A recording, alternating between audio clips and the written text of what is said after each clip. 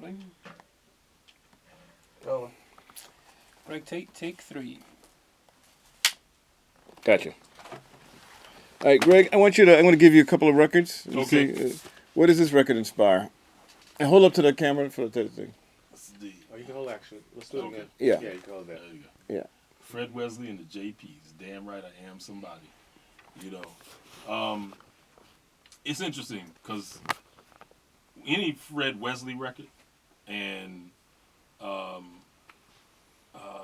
then also there's a JB James Brown record called his Funky Divas. And you kind of know about James Brown's impact on hip hop as a sample source, you know, kind of in a mythic vein. And then you hear these Fred Wesley records or that Funky Divas record, you're just like, damn, that's like damn near every song on Public Enemy, first 2 Public Enemy albums, and the first NWA records. Like, all the samples came from it. Like, even some of the skits. It's like, on one hand, it made me appreciate, like, how diverse James's music was outside of his own records, you know what I mean? So, and Fred is actually he's like the one architect of James Brown's sound that really made a contribution of his own, you know, that's really of vital significance, you know, kind of during and after his time with James, like just as a writer, arranger.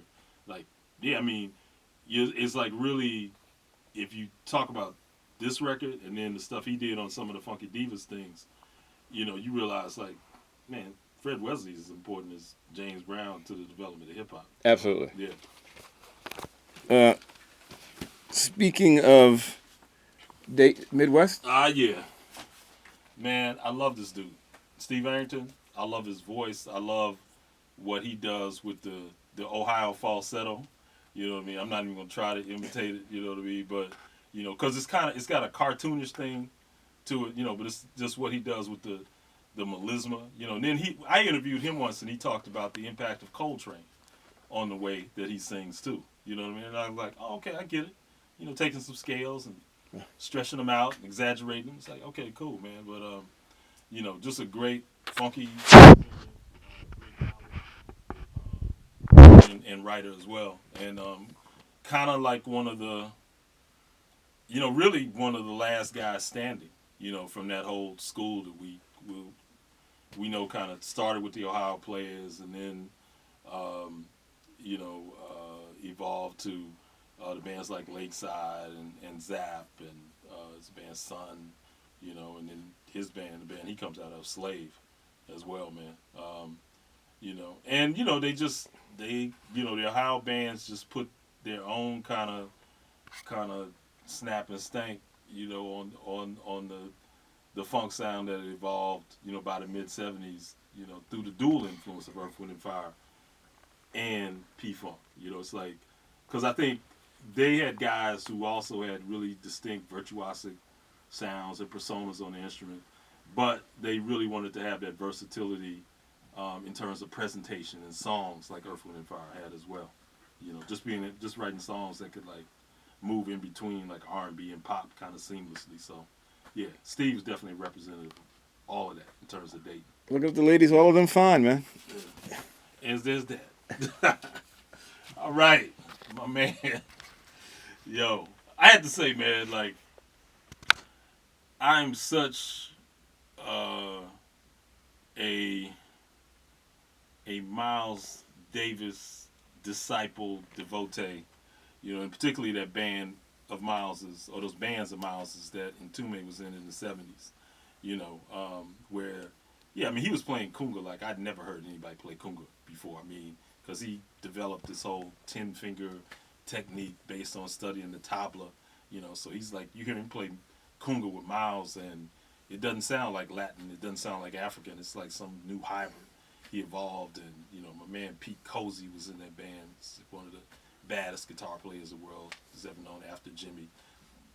And so, you know, when he came out with the Juicy Fruit thing, I was like, okay, I think my jazz snobbishness is just coming out big time, man. Now that, you know, Mtume is gonna pop on me, you know.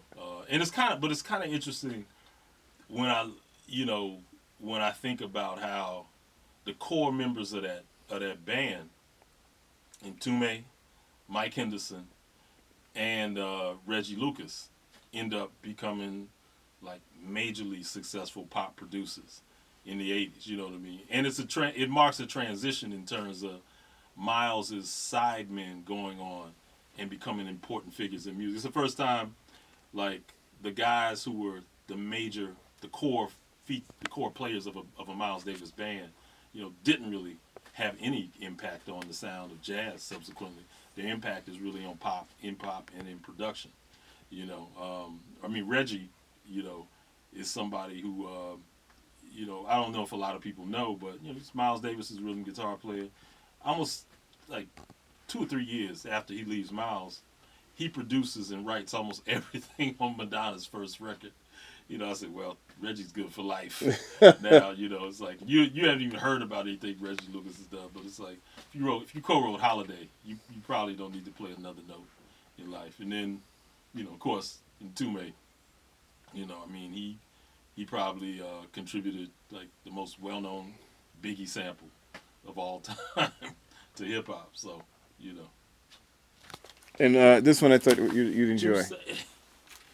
Yeah, my heart. See, if you're a true Funkateer, this man is your heart. Eddie Hazel, the guitar on Maggot Brain. The kind of sweeping operatic guitar ballad. It's also just at the core of your identification with the band. Because if you were a true fan, you were a maggot. You were the Funkateers were the people who came later. The Parliament fans. If you were a true Funkadelic fan, though, you were a maggot. And